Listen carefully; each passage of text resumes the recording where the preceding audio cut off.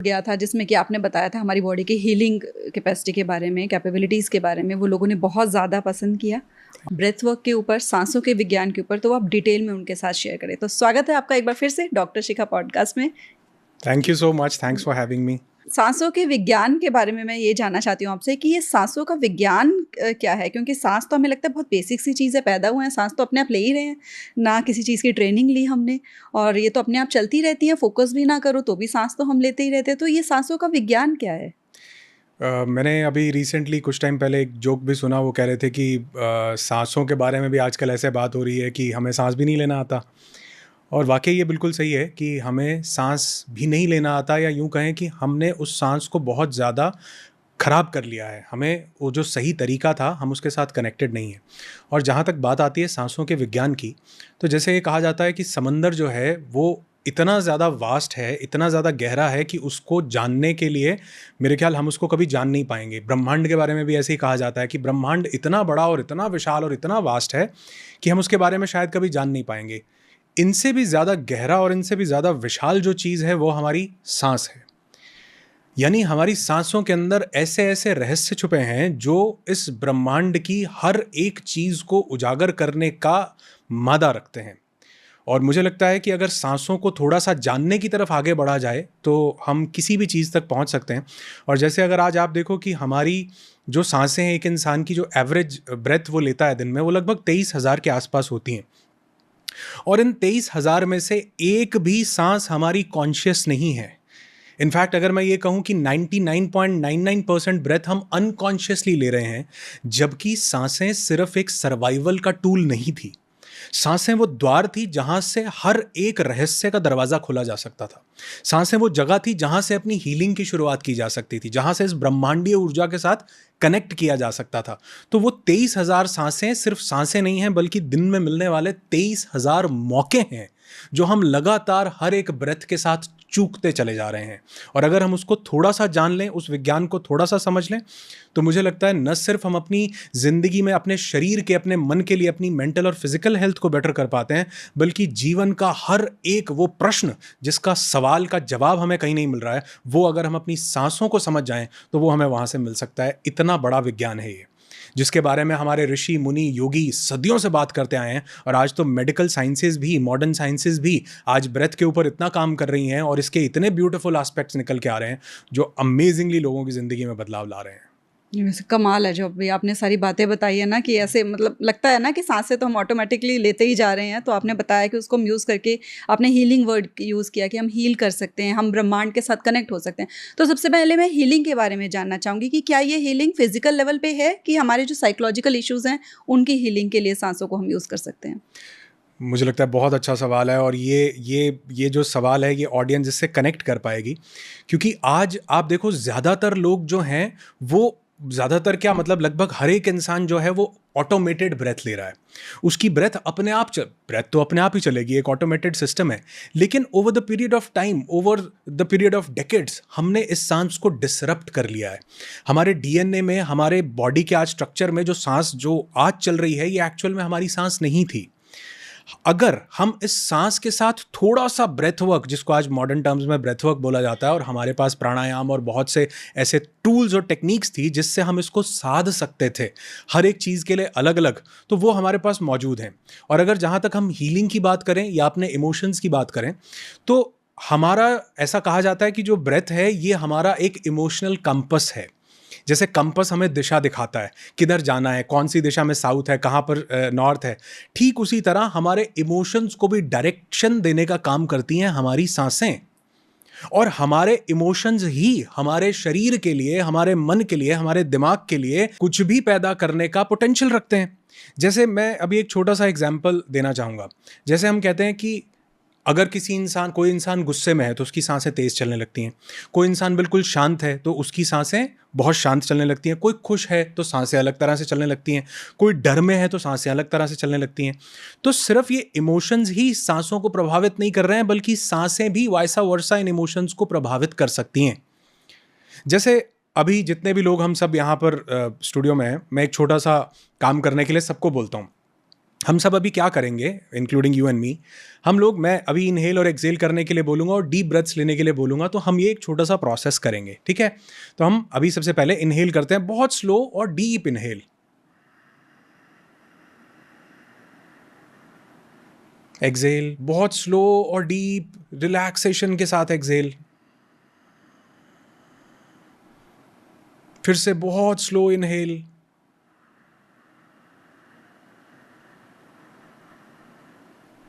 बहुत रिलैक्सेशन के साथ एक्सेल। अब ये करते रहिए सब लोग, और इसके साथ गुस्सा करके दिखाओ, चेहरे पे ऑटोमेटिकली स्माइल आ गई, क्योंकि पता है ये असंभव कार्य है। जिस स्टेट में आप पिछले 15 सेकंड में पहुंच गए, उस स्टेट में से गुस्से का निकलना बहुत ज्यादा इम्पॉसिबल है। तो यानी जो हमारे विचार हैं, हम अपने विचारों के गुलाम हैं। हमारे विचारों ने हमको सदियों से हमको ओवरटेक करके रखा हुआ है, हमको गवर्न करके, कंट्रोल करके रखा हुआ है।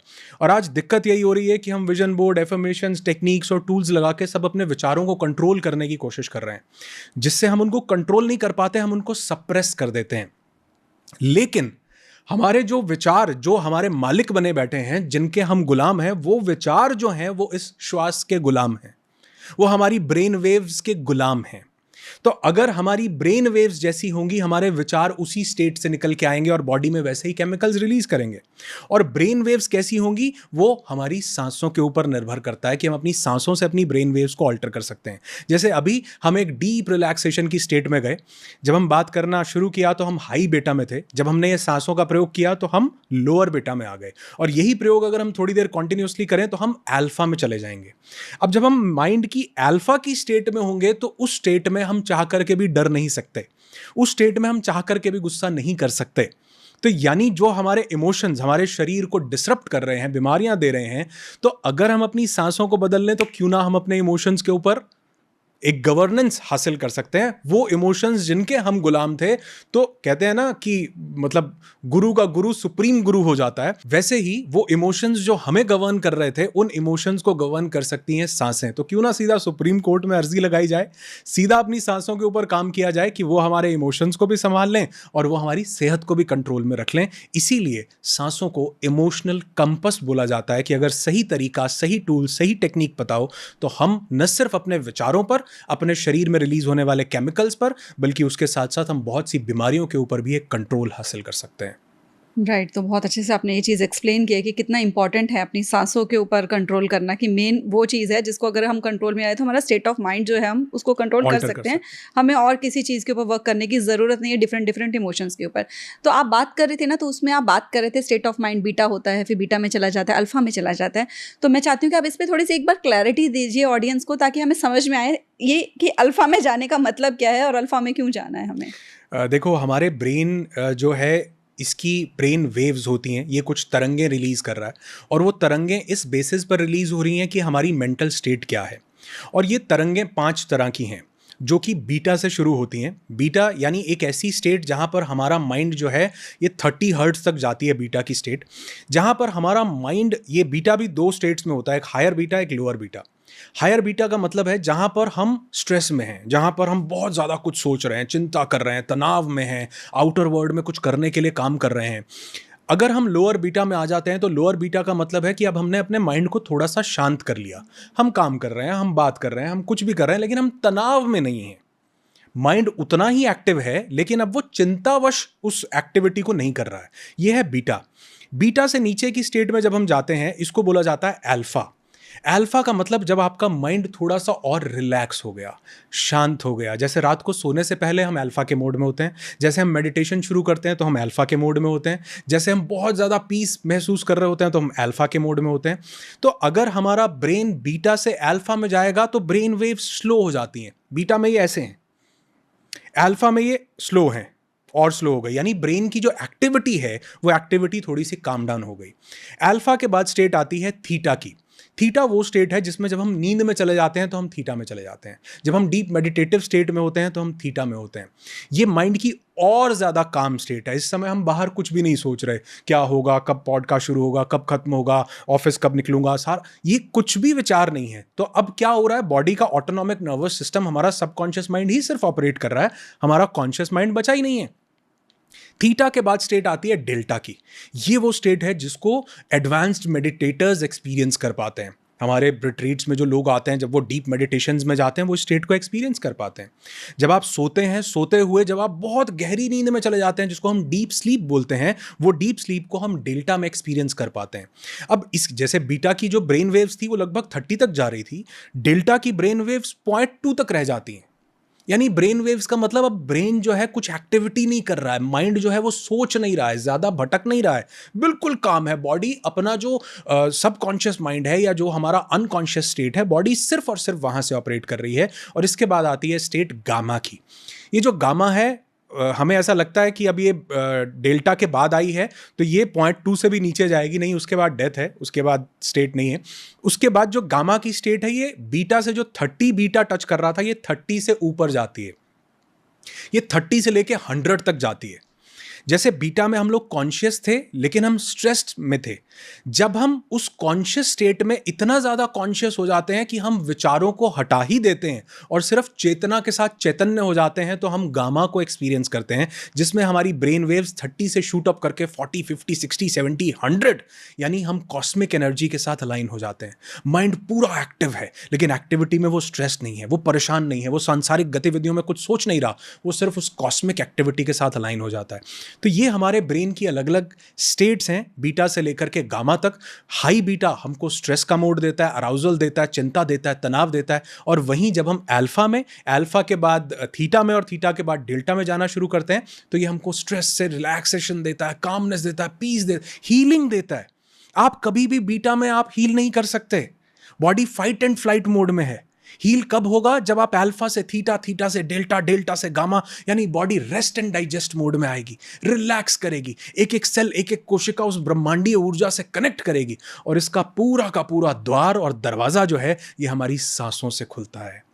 अगर आप सांसों को साधते नहीं हैं, इसीलिए मैं बोलता हूं लोग एफर्मेशंस कर रहे हैं, विजन बोर्ड बना रहे, थॉट्स को कंट्रोल कर रहे हैं, कुछ काम नहीं करेगा अगर आपने अपनी सांसों के ऊपर काम नहीं किया। तो ये सिर्फ सर्वाइवल का टूल नहीं था, जीवन बदलने का द्वार था, जिसको हमारे संत, ऋषि, मुनि, हमारे पास ग्रंथ इतने थे जो इस चीज के बारे में व्याख्यान और बखान करते थे। हमने उनके साथ कनेक्ट ना करके एक बहुत बड़ी गलती की। और मुझे लगता है कि हम ये छोटा सा प्रयास जो इस पॉडकास्ट के माध्यम से कर रहे हैं, लोगों तक ये चीज़ पहुंचाने का, ये लोगों के जीवन में इतना बड़ा बदलाव लाएगी कि जिसकी हम कल्पना नहीं कर सकते अगर लोगों ने इसको फॉलो कर लिया तो। बिल्कुल सही बात है। और जिस तरीके से आपने ये बताया है ना कि कितना इम्पॉर्टेंट है सांसों के ऊपर काम करना, कैसे, क्योंकि मैंने जैसे बात करी थी शुरुआत में कि सांस तो हम ऑटोमेटिकली ले रहे हैं, तो वो जो बीटा की स्टेट है, मुझे लगता है मोस्टली लोग ऑपरेट भी बीटा वाली स्टेट में ही हो रहे हैं, वहीं से ही चल रहे हैं, वहीं से ही सारा काम कर रहे हैं। स्ट्रेस है, तनाव है, सारे काम करने हैं, वर्कलोड है, पेरेंटिंग का प्रेशर है, रिलेशनशिप का प्रेशर है, वर्क का प्रेशर है, तो सब लोग मुझे लगता है इसी स्टेज में रह रहे हैं बीटा में। तो वो जो आपने कहा कि सांसों पे काम करना ज़रूरी है, तो सांसों पे हम किस तरीके से काम करें ताकि अपने माइंड को हम उस स्टेट पर लेकर आ सकें जहाँ से हीलिंग की शुरुआत। Beautiful, you have shared a beautiful concept. और अभी एक बात यहाँ से निकल के आई कि हम ज़्यादातर टाइम बीटा में रह रहे हैं। हम इसको 2 भाग में कवर करते हैं। आप देखोगे कि हम सोते हुए भी बीटा के मोड में ही हैं, जबकि सोने से पहले हमारा अल्फा ट्रिगर हो जाना चाहिए। हम उस रिलैक्सेशन के मोड में जाएं जहां से हम सोने के लिए जाएं। और हमारे जैसे 2 मोड्स हैं, एक हमारा है फाइट एंड फ्लाइट रिस्पॉन्स और एक हमारा है rest and digest response. Fight and flight का मतलब है भागो दौड़ो, जिंदगी में कुछ काम करो, कुछ भी एक्सटर्नल एनवायरनमेंट में करना है, लड़ना है, जीतना है, भागना है, कुछ भी काम, वर्क करना है, कुछ भी, मतलब बाहर की दुनिया में जो भी काम करना है, स्पेशली शरीर से। मुझे एथलीट हूं, मुझे भागना है, मुझे फाइटिंग करनी है, मुझे कहीं जाना, शरीर से, उसके लिए मुझे फाइट एंड फ्लाइट रिस्पॉन्स चाहिए है, क्योंकि उस समय मुझे केमिकल चाहिए है जो कि है कॉर्टिजोल। उस समय मुझे केमिकल चाहिए मेरे शरीर को जो कि है एड्रेनलिन, जो रश पैदा करता है मेरे शरीर में, जो कहता है उठो दौड़ो। और स्वामी विवेकानंद की वो लाइन याद करवाता है कि तब तक मत रुको जब तक लक्ष्य की प्राप्ति ना हो जाए। ये क्या है? फाइट एंड फ्लाइट रिस्पॉन्स है। या तो मैं लड़ रहा हूं, या मैं भाग रहा हूं, या मैं कुछ कर रहा हूं। दूसरा मोड है हमारा रेस्ट एंड डाइजेस्ट। इसको हीलिंग मोड भी कहते हैं। पहले मोड को सर्वाइवल मोड कहते हैं और इस दूसरे मोड को क्रिएशन मोड कहते हैं। अब मुझे जिंदगी में कामनेस चाहिए, मुझे जिंदगी में चाहिए कि मैं अपने शरीर को हील भी करूं, मुझे चाहिए कि मैं कुछ मैनिफेस्ट भी करूं, मुझे चाहिए कि मैं अपनी मेंटल कैपेबिलिटीज को बढ़ाऊं। ये सब करने के लिए मुझे रेस्ट एंड डाइजेस्ट मोड चाहिए। अब ज्यादातर समय जब हम बीटा में हैं, तो बीटा का मतलब है कि हमारा fight and flight mode activated है। पुराने ज़माने में कोई प्रेडेटर हमें घेर लेता था, डायनासोर आ गया, टी-रेक्स आ गया, अब टी-रेक्स से मुझे बचना है, मुझे भागना है, तो मेरा फाइट एंड फ्लाइट एक्टिवेट होना चाहिए। आज भी मुझे किसी से लड़ना है, मेरा फाइट एंड फ्लाइट एक्टिवेटेड होना चाहिए। लेकिन हो क्या रहा है, मैं फेसबुक का एक पोस्ट देखता हूं, लाइक्स नहीं आते तो मेरा फाइट एंड फ्लाइट एक्टिवेट हो जाता है। मेरे बॉस ने कुछ कह दिया, मेरा फाइट एंड फ्लाइट एक्टिवेटेड है। मैं ट्रैफिक जैम में फंसा हूं, फाइट एंड फ्लाइट एक्टिवेटेड है। बच्चों ने कुछ कह दिया, फाइट एंड फ्लाइट एक्टिवेटेड है।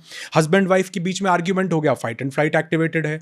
तो हम वो फाइट एंड फ्लाइट जो बना था बाहर में शरीर के तौर पर कुछ करने के लिए, वो फाइट एंड फ्लाइट आज मानसिक तौर पर यूं एक्टिवेट हो रहा है, और न सिर्फ एक्टिवेट हो रहा है बल्कि वो एक्टिवेटेड ही रह रहा है।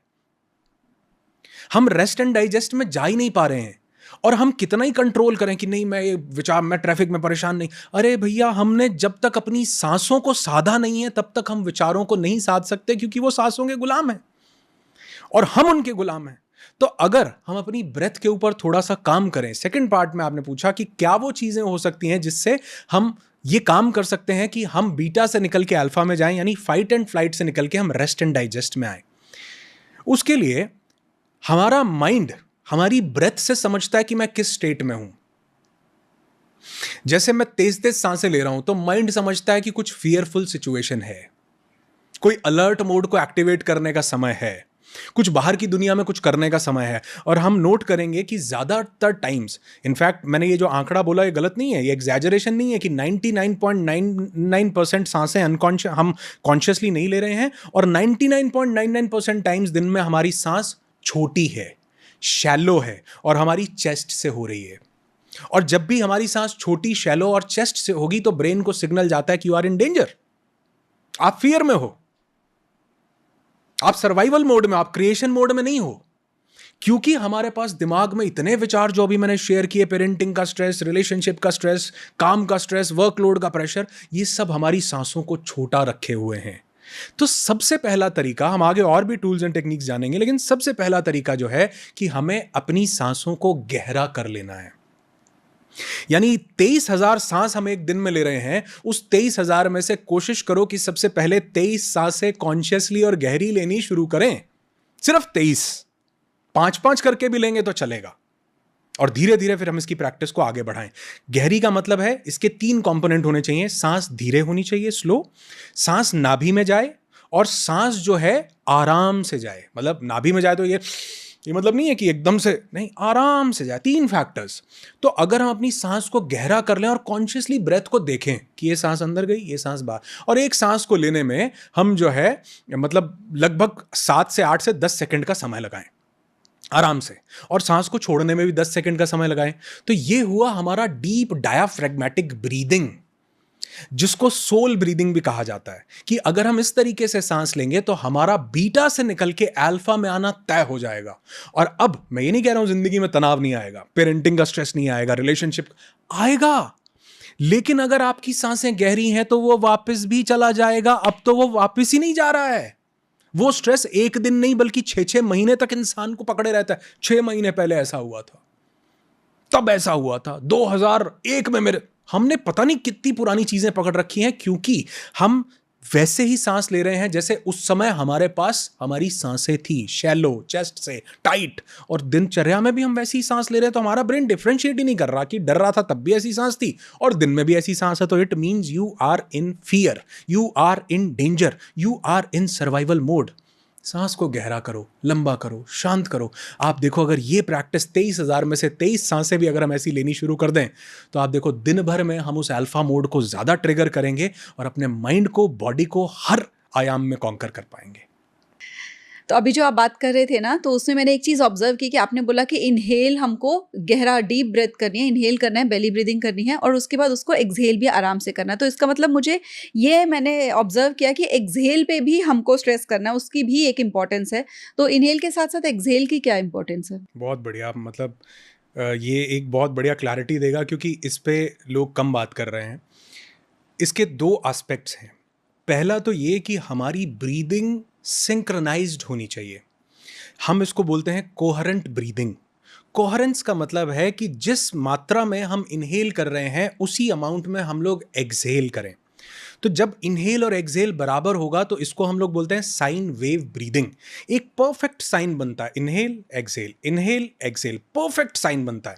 और जब ये परफेक्ट साइन बनता है, यही परफेक्ट साइन हमको एक रिदम में लेकर के आता है, हमारी पूरी बॉडी को एक कोहेरेंट स्टेट में लेकर के आता है। और जैसे कि हम अपने वीक लॉन्ग रिट्रीट जो हमारा नो दाई सेल्फ होता है, उसमें भी हमारे पार्टिसिपेंट्स जब ब्रेथ वर्क करते हैं तो उस ब्रेथ वर्क में बहुत ज़रूरी होता है कि हार्ट और ब्रेन को कोहेरेंट किया जाए मेडिटेटिव स्टेट को अचीव करने के लिए। और उस हार्ट एंड ब्रेन के कोहेरेंस को बनाने के लिए भी इनहेल और एक्सहेल बराबर होना चाहिए।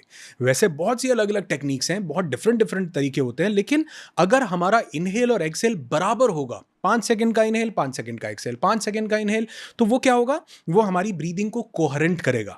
और दूसरा, अगर हमने सिर्फ सांस लेने पर ही ध्यान दिया, छोड़ने पर नहीं दिया, तो हम क्या करते हैं, अगर हमने सांसों को एकदम से तेज छोड़ा तो उससे जो कार्बन डाइऑक्साइड रिटेंशन है वो प्रॉपरली नहीं हो पाएगा। और कार्बन डाइऑक्साइड हमारे लिए एक बहुत इंपॉर्टेंट एस्पेक्ट है।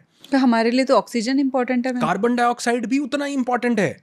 मतलब ऐसा नहीं है कि हमको, जैसे हम कई बार नाड़ियों की बात करते हैं और मैं कई बार किसी वीडियो में बोल देता हूं कि चंद्र नाड़ी से हमको मेंटल रिलैक्सेशन मिलती है, और लोग 24 घंटे चंद्र नाड़ी ही एक्टिवेट करने लग जाएं तो वो जो सूर्य तत्व है उसकी कमी हो जाएगी, पित्त जो है कम हो जाएगा, डाइजेशन प्रॉपर नहीं होगा, मेटाबॉलिज्म प्रॉपर नहीं होगा, हार्ट रेट सिंक्रोनाइज नहीं होगा। ठीक उसी तरह एक्सहेल भी उतना ही इंपॉर्टेंट है, क्योंकि जब हम सिंक्रोनाइज्ड इनहेल और एक्सहेल करते हैं, एक्सहेल जब हम स्लो करेंगे तो जो कार्बन डाइऑक्साइड रिटेंशन है, हमने स्लो एक्सहेल किया तो कार्बन डाइऑक्साइड हमारी बॉडी में जो उसका रिटेंशन वो भी इंप्रूव होता है। कार्बन डाइऑक्साइड क्यों जरूरी है, हमारा जो हीमोग्लोबिन है, हमारा हीमोग्लोबिन हमारी ऑक्सीजन को कैरी करता है और उसको हमारे टिश्यू में जाकर रिलीज करता है। हमारे टिश्यू जो है उस ऑक्सीजन को फिर एब्जॉर्ब करते हैं, और उससे फिर जो हमारे सेल का जो माइटोकॉन्ड्रिया का प्रोसेस है, जो एनर्जी प्रोड्यूस करता है, जो एटीपी जो बनाता है, वो प्रोसेस शुरू होता है। यानी हमारे सेल्स जो हैं एनर्जी कैसे बना रहे हैं कि हमारा हीमोग्लोबिन ऑक्सीजन को ले जाकर के सेल में रिलीज, इसको बोहर इफेक्ट बोलते हैं।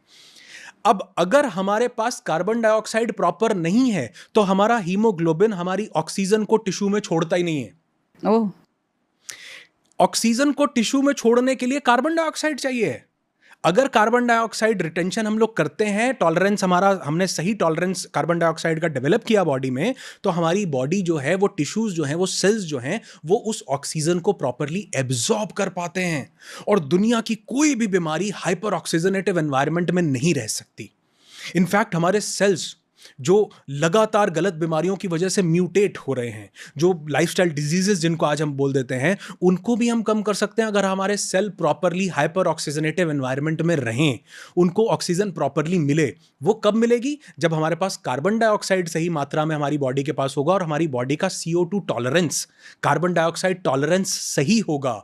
और वो कब होगा, जब हम स्लो एक्सहेल करेंगे, कि हम स्लो इनहेल कर रहे हैं, हमने अपनी बॉडी को पूरा टाइम दिया ब्रेथ को अंदर लेकर के जाने का, इनहेल करने का, प्राणवायु को लेने का, और फिर हमने उसको धीरे धीरे एक्सहेल किया ताकि कार्बन डाइऑक्साइड भी उसी बराबर मात्रा में रिलीज हो हमारी बॉडी के अंदर रहते हुए भी, और धीरे धीरे हमारे शरीर से बाहर निकले। So this is a very important factor.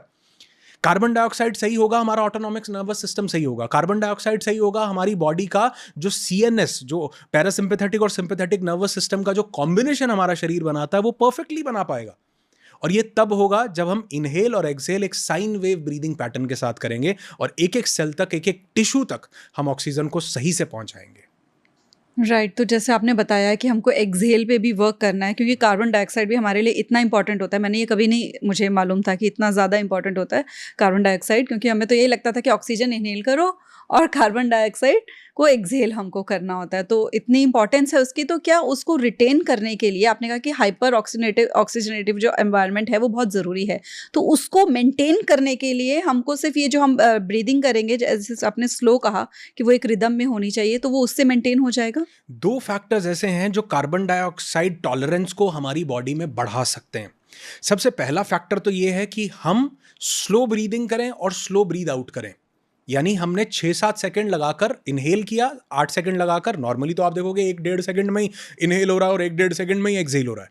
हमने प्रॉपरली उसको डायाफ्राम को एक्सपैंड करते हुए, डीप ब्रीथ करते हुए हमने उसको इनहेल किया, और ऐसे ही हमने स्लोली एक्सहेल किया। तो वो जो कार्बन डाइऑक्साइड और ऑक्सीजन का जो बैलेंस था वो सही से बना, हीमोग्लोबिन उसको कैरी कर पाया, उसको टाइम मिला। दूसरा, ब्रेथ का रिटेंशन। आज हमारे पास ब्रेथ का रिटेंशन नहीं है, योग में उसको कुंभक बोला गया है। ब्रेथ का रिटेंशन अगर सही से होगा, कुंभक अगर सही से हमारा शरीर लगा पाएगा तो भी कार्बन डाइऑक्साइड टॉलरेंस हमारी बॉडी में बढ़ेगा, और जितना CO2 टॉलरेंस हमारी बॉडी में बढ़ेगा उतना हमारा शरीर न सिर्फ ऑप्टिमम स्टेट में परफॉर्म कर पाएगा, बल्कि उतने अच्छे से वो बीमारियों से लड़ पाएगा, उतने अच्छे से वो हमारी पूरी बॉडी का जो तंत्र है उसको चला पाएगा, उतने अच्छे से जो प्राण वायु हमारी 72,000 नाड़ियों तक पहुंचती है उसका संचालन कर पाएगा। तो यानी एक तो स्लो ब्रीदिंग हो गया, डीप डायाफ्रेगमेटिक ब्रीदिंग हो गया, और दूसरा ब्रेथ का रिटेंशन जिसको हमने कुंभक बोला है। ये दो प्रोसेस अगर हमने किए तो हम CO2 टॉलरेंस को बढ़ा सकते हैं, जो कि हमको हजारों अनगिनत फायदे दे सकता है। तो जैसे अभी आपने बात करी कि यही वाला प्रोसेस करने से, ब्रेथ के रिटेंशन से हमारा जो अंदर हीलिंग का प्रोसेस होता है डिसीजेस से, वो तेज़ हो जाता है, तभी हो पाता है एक्चुअली। तो क्या यही रीज़न है कि जो लास्ट हमारे इवेंट में जो एक डॉक्टर आई थी जो CMO थी, और उन्होंने 2 ब्रेथ वर्क करे थे और उसके बाद वो बोल रही थी कि मेरी जो 10 साल पुरानी डिसीज़ थी वो हील हो चुकी है? एक्चुअल में उनको यूट्रस का इशू था, कुछ ब्लैडर के इश्यूज थे, और वो खुद डॉक्टर, लेकिन कई सालों से वो चाह रही थी कि इस चीज़ से मेरे को निजात नहीं मिल पा रही। और हमने वहाँ पर सिंपल 1-2 प्रैक्टिसेस की हमारे नो दाय सेल्फ में, जिसमें एक तो था कि हमने बॉक्स ब्रीदिंग किया, एक हमने लिम्फेटिक ब्रीदिंग किया, जिससे लिम्फेटिक ड्रेनेज हुआ, हमारा जितना भी लिम्फ नोड्स में हमारे जो वेस्ट फ्लूइड है जो इकट्ठा हो रखा होता है, जो बेसिकली टॉक्सिन्स बन के शरीर में निकल रहा होता है, वो हमारे को निकालने का सोर्स पता ही नहीं है। उसका बहुत बड़ा सोर्स हमारी सांस में छुपा हुआ है कि हम उसको प्रॉपरली ड्रेन कर सकते हैं, निकाल सकते हैं, उसके प्रेशर बना करके उसको रिलीज कर सकते हैं, जिसमें लिम्फेटिक ब्रीदिंग, बॉक्स ब्रीदिंग और कुंभक का बहुत बड़ा रोल है। ब्रेथ के रिटेंशन का, उसको होल्ड करने का बहुत बड़ा रोल है। जैसे एक पाइप में धीरे धीरे पानी बहता जा रहा है, आगे कुछ ब्लॉकेज आ गया, कुछ जाम हो गया। अब आप क्या करते हैं, आप पीछे से पानी को ऐसे रोक लेते हैं और पानी वहां पे इकट्ठा होता जाता है, और जब आप उसको छोड़ते हैं एकदम से प्रेशर आता है और वो उस वेस्ट को लेकर के प्रेशर से निकल जाता है।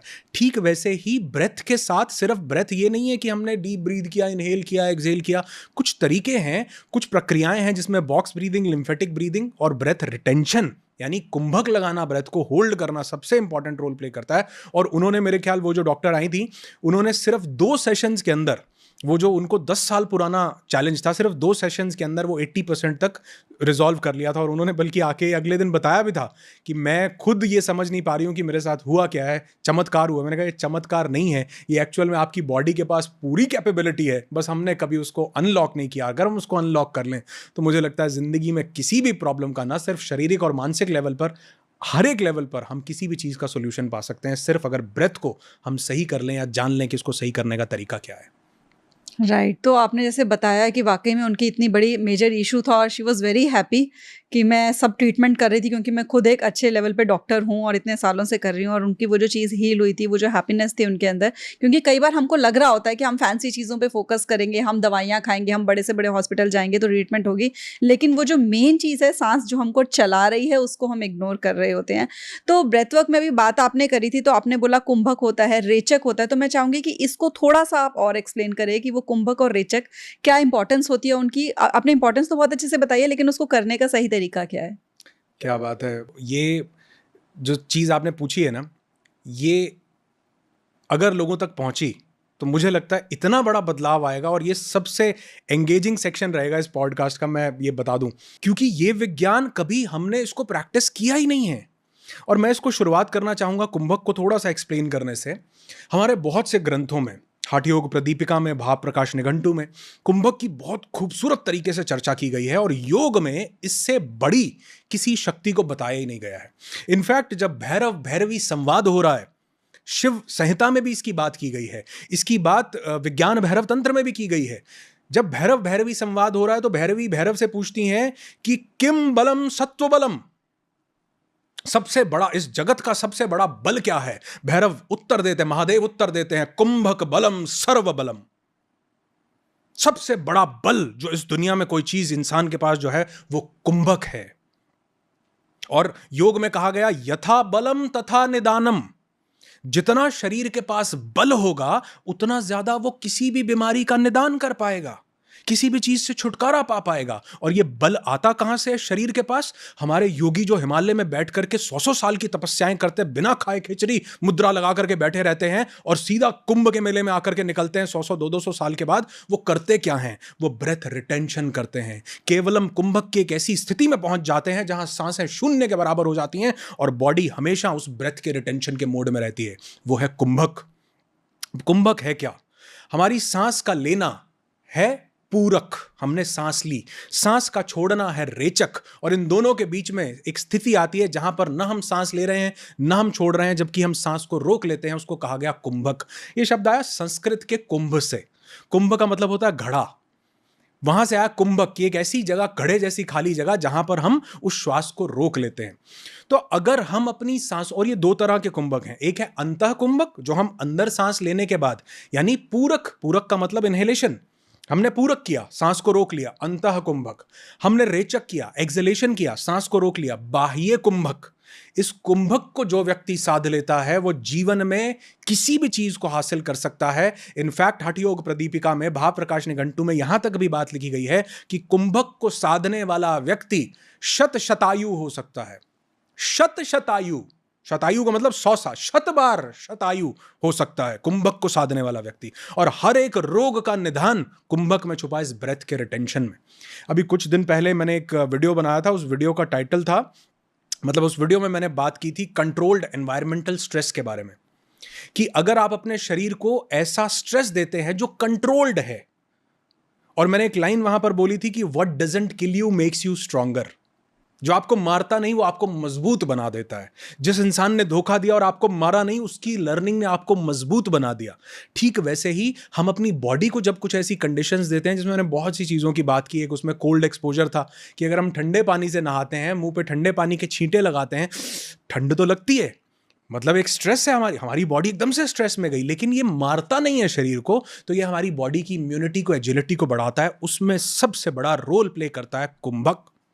कंट्रोल्ड एनवायरमेंटल स्ट्रेस, सांसों को रोकना, इससे हमारा CO2 टॉलरेंस बढ़ता है, इससे हमारी CO2 रिटेंशन पे हम लोग इसको इंप्रूव कर सकते हैं, इससे हमारा ऑटोनॉमिक नर्वस सिस्टम सारा का सारा बैलेंस हो जाता है, इससे हमारे लिम्फ नोड्स क्लियर हो जाते हैं, इससे हमारी बॉडी में बल आता है, इससे हमारी जो प्राण ऊर्जा है, हमारी 72,000 नाड़ियां उनको एब्जॉर्ब कर पाती है जब हमने ब्रेथ को होल्ड किया हुआ, रिटेन किया हुआ है। हमारा शरीर, जो सप्त चक्र हैं हमारे, 7 चक्र बैलेंस होने लगते हैं जब हम अपने प्राण को होल्ड करते हैं। और आप देखो कि आप दिनचर्या में भी अगर देखो तो कभी भी हमको कोई जोर वाला काम करना होता है ना, तो हम कुंभक लगाते हैं, लेकिन हमें पता नहीं है। हमें स्टेबल को उठाना है, हम क्या करेंगे? हम सांस को रोकेंगे, एक बंद लगाएंगे, बंद लगाने के बाद हम सामान को उठाएंगे। और आप देखो, हम अक्सर बोलते हैं, ये मजदूर जो लोग काम कर रहे हैं, जो लोग बेचारे, आप उनको कभी खाना देखोगे? आप उनका, आप न्यूट्रिशन की हम खाना देखोगे कभी आप उनका? उनके पास 2 सूखी रोटी होती है, 2 मिर्ची होती है, प्याज होता है, उसको ऐसे मुक्का मार के तोड़ते हैं और उसी के साथ रोटी खा। क्या न्यूट्रिशन जा रहा है उसमें? लेकिन वो दिन भर कुंभक लगाता है, दिन भर वो जोर लगा रहा है और दिन भर वो अपनी ब्रेथ को रिटेन कर रहा है। वो जो ब्रेथ का रिटेंशन है, वो उसको सबसे बड़ा न्यूट्रिशन दे रहा है।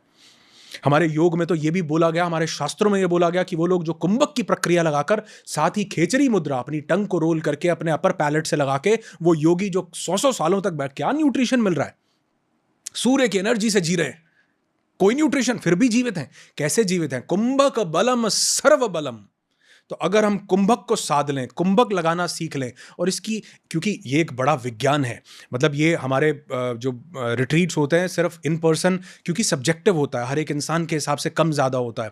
जैसे हार्ट के पेशेंट्स को कुंभक नहीं लगाना चाहिए, वो लोग जिनको ब्रेथ की प्रॉब्लम है कुंभक नहीं लगाना चाहिए, जिनको BP है, हाई BP है, कुंभक नहीं लगाना चाहिए, प्रेग्नेंट लेडीज़ को कुंभक नहीं लगाना चाहिए, बाकी सबको लगाना चाहिए।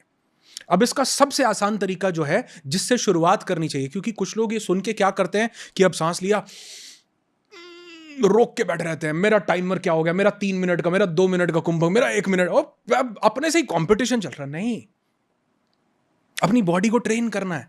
तो सबसे पहले कुंभक क्या करना है? सबसे पहला इसका स्टेज है कि आप सांस लीजिए, सांस छोड़िए, और उन दोनों के बीच में जो गैप है उसको ऑब्जर्व करो।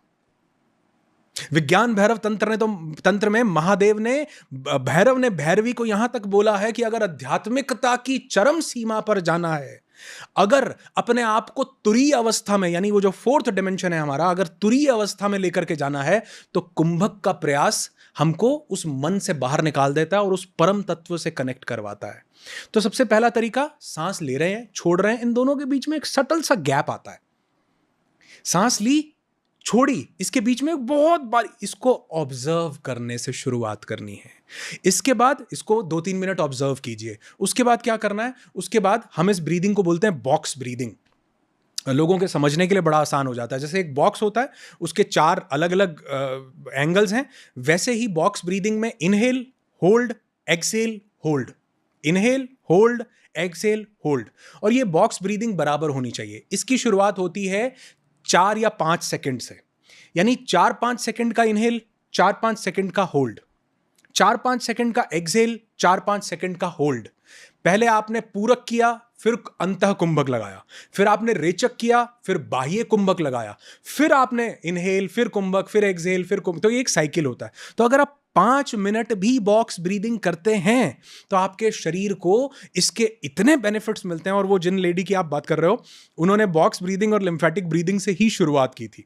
कंट्रोल्ड ब्रीदिंग से सोल ब्रीदिंग उसके बाद हम बाद में गए थे, इससे ही उनको 80% रिलीफ लगने लगा था 2 दिन में। तो कुंभक यानी सांसों का रिटेंशन, इस कुंभ में उस सांस को रोकना, जितना इनहेल उतना होल्ड, उतना एक्सहेल उतना होल्ड, ये सबसे पहली प्रक्रिया होती है। लेकिन मैं ज्यादातर लोगों को बोलता हूं इसके बाद का चरण कि जो बाह्य कुंभक है वो नहीं लगाओ, पहले 1 महीने सिर्फ अंतः कुंभक ही लगाओ। इनहेल 5 सेकंड का, 5 सेकंड का होल्ड, 5 ही सेकंड का एक्सहेल। और अगर आप 10 सेकंड कर सको, ये 5 मैं इसलिए बोल रहा हूं क्योंकि ये बहुत मिनिमम लेवल पर बोल रहा हूं। अगर आप 10 कर सकते हो 10 करो, लेकिन शरीर के साथ हट नहीं करना, जोर जबरदस्ती नहीं करनी कि 10 सेकंड आप होल्ड कर रहे हो और फिर जब आप एक्सहेल करते हो तो एकदम नहीं, ऐसे एक्सहेल नहीं होना चाहिए। एक्सहेल जब आपका हो रहा है बहुत आराम से, तो अगर आप ये बिना शरीर को तंग किए 1 मिनट का भी कर सकते हो तो इसका मतलब आपने किसी जन्म में इसकी सिद्धियां की हैं, आपको ये प्राप्त है, तो आप वहां से करो। लेकिन मैं बोलता हूं 5 सेकंड से शुरुआत कीजिए, धीरे धीरे इसको 1 हफ्ता 5 सेकंड, अगला हफ्ता 7 सेकंड, 2 सेकंड से बढ़ाते जाओ, तीसरा हफ्ता 9 सेकंड, चौथा हफ्ता 11 सेकंड, यानी 1 महीने बाद आप 11 सेकंड का कुंभक होल्ड कर रहे हैं। तो ये प्रोसेस अगर हम पहले उस स्थान, रिक्त स्थान को देखने से शुरुआत करें और फिर उसके बाद हम होल्ड करने से, सिर्फ अंतः कुंभक, बाह्य नहीं, इनहेल, होल्ड, एक्सहेल। और इसके बाद स्टेज आती है अगर हम इसको अनुलोम विलोम के साथ कंबाइन कर दें।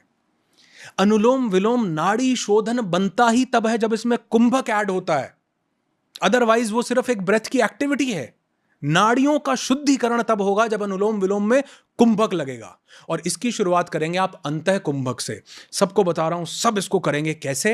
अनुलोम विलोम सबको पता है कैसे करना है। लेफ्ट नॉस्ट्रल से आपने ब्रीथ किया, 5 सेकंड आपने ब्रीथ किया, फिर आपने दोनों नॉस्ट्रल्स को बंद कर लिया और 5 सेकंड का होल्ड किया, और 5 सेकंड के होल्ड के बाद राइट नॉस्ट्रल से जो है एक्सहेल कर दिया। और राइट नॉस्ट्रल से जब एक्सहेल किया, फिर कुंभक नहीं लगाना, फिर आपने उस प्रक्रिया, यानी सिर्फ अंतः कुंभक लगाना। लेफ्ट से इनहेल, बंद करके होल्ड, एक्सहेल, फिर राइट से इनहेल, होल्ड, बंद करके एक्सहेल। तो ये अंतः कुंभक लगाने से शुरुआत करें। और फिर अगर हम कभी आगे, हमने इस बारे में चर्चा की, तो फिर इसके आगे के स्टेप्स भी बताऊंगा कि कैसे आप इस कुंभक को और ज्यादा साध सकते हैं। लेकिन एक चीज याद रखिए, कुंभक बलम सर्व बलम। अगर इस प्रक्रिया को साध लिया तो मैं कहता हूं हर मेंटल, आज कितने लोग हमारे पास रिट्रीट्स में आते हैं, सिंजोफ्रेनिया है, ओसीडी है, पता नहीं किस किस तरह के मेंटल इश्यूज लोगों के साथ चल रहे हैं, और सिर्फ कुंभक को वो लोग साध लेते हैं और अपने जीवन में हर चीज से मुक्ति पा जाते हैं। इतनी पावरफुल चीज है। आपका कॉर्टिसोल लेवल शरीर का गिरने, स्ट्रेस खत्म होने लगता है आपके शरीर का सिर्फ कुंभक की प्रैक्टिस करने से। और मैं मतलब कुंभक पर अगर मैं बात करूं तो मेरे ख्याल 2-3-4 घंटे का पूरा पॉडकास्ट कुंभक पर हो सकता है। इतनी पावरफुल चीज है, क्योंकि इसके कई आयाम हैं। और इसमें एक बड़ा खूबसूरत आयाम आता है जिसको हम बोलते हैं केवलम कुंभक, जिसमें अपना शरीर स्वतः ही कुंभक की अवस्था में होता है। अब मेडिटेशन जब आप करते हैं, मेडिटेट करते करते एक ऐसी स्टेट आएगी, आप देखोगे कि सांस बहुत शैलो, बहुत छोटी हो गई। उसका ये मतलब नहीं सांस छोटी, उसका मतलब आप कुंभक की अवस्था में हो। उसको केवलम कुंभक कहा गया है। उसको भी हम साधते हैं, लेकिन उसकी एक प्रैक्टिस है, धीरे धीरे कैसे मेडिटेटिव स्टेट में जाके कैसे ब्रेथ वर्क करना है। इसीलिए अत्यंत सर्वत्र वर्जते, कोई भी चीज अति नहीं करनी और कोई भी चीज की शुरुआत हाई लेवल से नहीं करनी। 5 सेकंड का कुंभक लगाइए, देखिए कैसे जीवन में चमत्कार होने लगता है। कार्बन डाइऑक्साइड टॉलरेंस के ऊपर हमें काम करना है, हमें कुंभक के ऊपर काम करना है। आपने बहुत सारी चीज़ें बताई। बात करते करते आप बीच में एक जगह कह रहे थे कि ये सूर्य नाड़ी है, ये चंद्र नाड़ी है, तो इसको अगर हम करेंगे तो पित्त जो है हमारा वो नहीं बढ़ पाएगा बिल्कुल भी, उससे भी बीमारियां हो जाएंगी। तो मैं चाहती हूँ कि इसके बारे में भी थोड़ा सा और डिटेल में बताएं कि ये जो लेफ्ट और राइट नॉस्ट्रिल का जो साइंस है ये क्या है। देखो, सबसे बड़ा साइंस ही पहले तो विज्ञान जो है वो स्वर का ही है। स्वर का मतलब जो हमारी सांसें चल रही हैं, और इस स्वर के विज्ञान में एक बहुत अहम योगदान निभाती हैं हमारी लेफ्ट और राइट नॉस्ट्रल। हमारी बॉडी के अंदर हमको ऐसे तैत्तरीय उपनिषद में हमारे पास एक वर्णन आता है जहाँ पर हमारे शरीर के 5 कोशों की बात की जाती है, जिसमें सबसे पहला अन्नमय कोश, दूसरा प्राणमय कोश, तीसरा मनोमय कोश, चौथा विज्ञानमय कोश और 5वां आनंदमय कोश। अब हमें लगता है कि हम सिर्फ एक फिजिकल एंटिटी हैं, हम सिर्फ एक शरीर हैं, लेकिन शरीर हमारा अन्नमय कोश है जो स्थूल शरीर है हमारा। उसके बाद हमारे पास एक और कोश है जिसको हमने प्राणमय कोश बोला।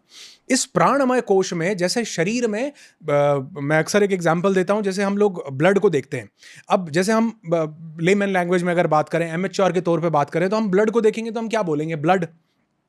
लेकिन एक प्रोफेशनल जो उसको जानता है, उसको ये पता है कि ये ब्लड नहीं है खाली, इसके अंदर व्हाइट ब्लड सेल्स भी हैं, इसके अंदर रेड ब्लड सेल्स भी हैं, इसके अंदर प्लाज्मा भी है, इसके अंदर प्लेटलेट्स भी हैं, इसके अंदर पता नहीं कितने कंपोनेंट्स हैं। ठीक उसी तरह एक लेमन जब बात करता है श्वास की, तो वो बात करता है सांस, मतलब ऑक्सीजन। लेकिन जब हम इसको एक डीपर लेवल पर जाकर के समझते हैं तो हमें पता चलता है कि ये सिर्फ जो स्वर है, जो श्वास है, ये सिर्फ ऑक्सीजन नहीं है, इसमें प्राणवायु का प्रवाह भी हो रहा है, इसमें आकाश तत्व का प्रवाह भी हो रहा है, इसमें ईथर तत्व भी शामिल है, इसके अंदर जो है हमारी प्राण ऊर्जा भी हमारी 72,000 नाड़ियों तक पहुंच रही है। इसमें से एक कंपोनेंट, जैसे ब्लड में से एक कंपोनेंट निकलता है व्हाइट ब्लड सेल्स, वो हमारी इम्यूनिटी के ऊपर काम करता है। WBCs क्या करते हैं? हमारे टी सेल्स, हमारे टी लिम्फोसाइट्स, हमारे WBCs इम्यूनिटी को एक्टिवेट कर देते हैं। हमारा जो प्लेटलेट्स हैं, जैसे हम देखते हैं किसी को डेंगू हो गया तो प्लेटलेट्स चढ़ाए जा रहे हैं, वो किसी और सेगमेंट में काम कर रहा है।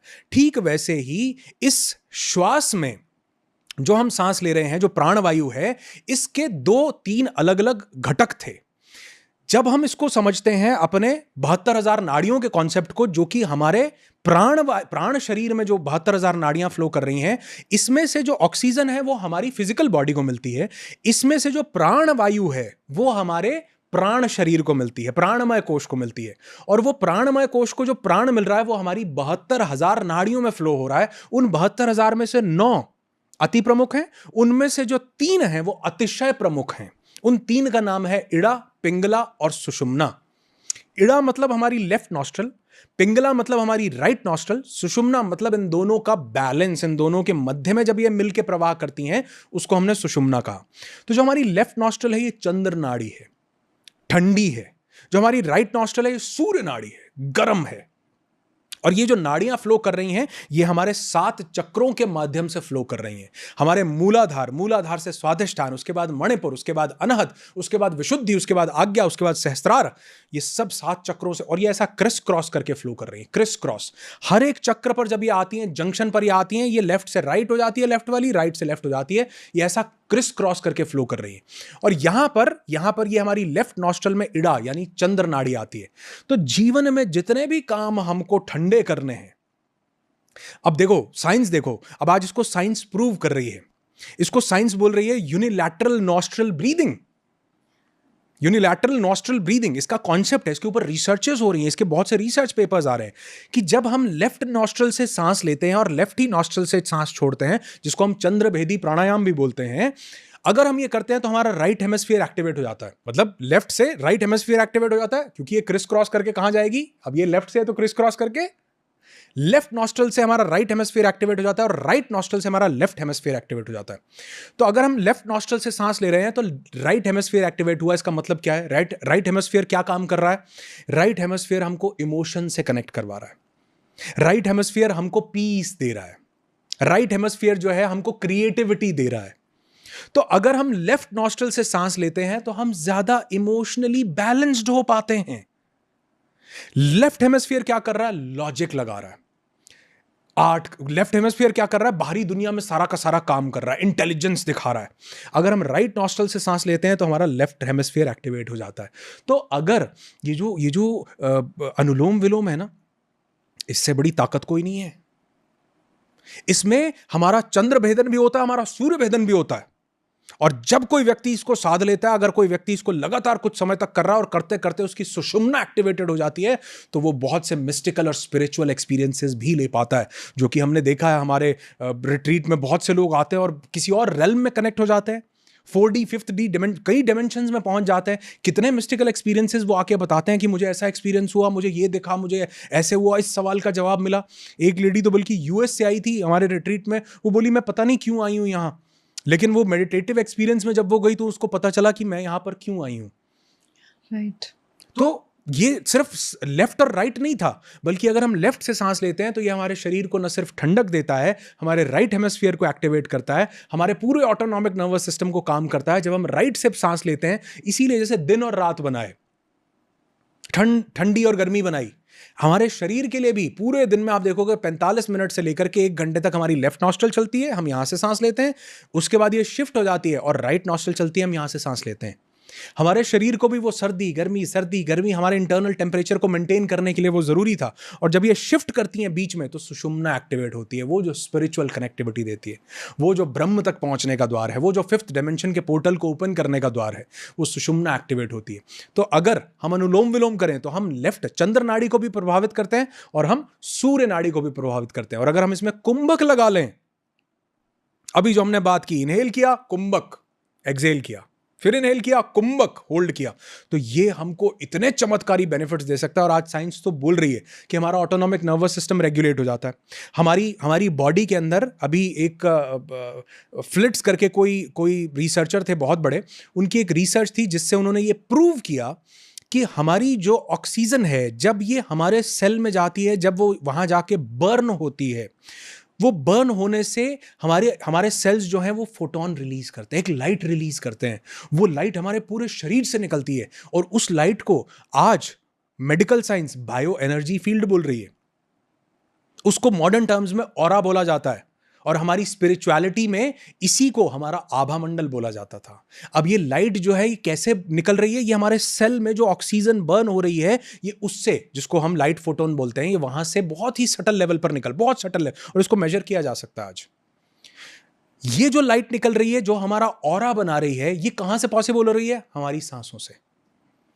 और ये कितना अच्छा लाइट जो है हम एमिट करेंगे, ये डिपेंड करता है कि हमारी प्राणवायु कितनी संचालित, कितने सही से हमारे शरीर में जा रही है, जो कि लेफ्ट और राइट नॉस्ट्रल के कॉम्बिनेशन से, जो कि हम अनुलोम विलोम से कर सकते हैं, ये उससे हो सकती है। तो अगर इसको समराइज करूं तो एक छोटी सी लाइन में ये बताना चाहूंगा कि जीवन में जितने भी राइट हेमिस्फीयर यानी क्रिएटिविटी का काम है, इमोशन से काम लेना है, आपको शांति का काम करना है, पढ़ाई करनी है, पीस करना है, मेडिटेशन करना है, तो आपका लेफ्ट नॉस्ट्रल सक्रिय होना चाहिए। नहीं है तो कर लो, राइट बंद करके चंद्रभेदी प्राणायाम करो, शरीर को शांत करना है। पित्त जो है बहुत बड़ा हुआ है, शरीर में गर्मी बहुत बड़ी हुई है, बुखार बहुत ज्यादा आ रहा है, बीपी बहुत तेज हो रखा है। लेफ्ट नॉस्ट्रल से सांस लो, लेफ्ट से छोड़ो। राइट करवट ले लेंगे, आपकी आर्म पिट, यहां पर हमारी जो मैंने बोला ना 9 नाड़ियां हैं, इड़ा, पिंगला, सुषुम्ना, उसके अलावा कुहू, उसके अलावा पुहू, उसके अलावा चंद्रघंटा, उसके अलावा यशस्विनी, बहुत सी ऐसी नाड़ियां हैं जो और 9 प्रमुख नाड़ियों में आती हैं। वो 9 नाड़ियों में से अगर हम अपने ये राइट इसको बंद कर लें, ऐसा राइट करवट लेके सो जाएं, तो हमारी लेफ्ट नॉस्ट्रल एक्टिवेट हो जाएगी, यहां से प्रवाहित हो रही है। अगर हम लेफ्ट को आर्मपिट को बंद कर लें, यहां पर कुछ ऑब्जेक्ट, बॉल रख लो, कोई ग्लास रख लो, अपनी फिस्ट बना के इस तरह से इसको रख लो, तो लेफ्ट बंद किया, राइट एक्टिवेट हो गई।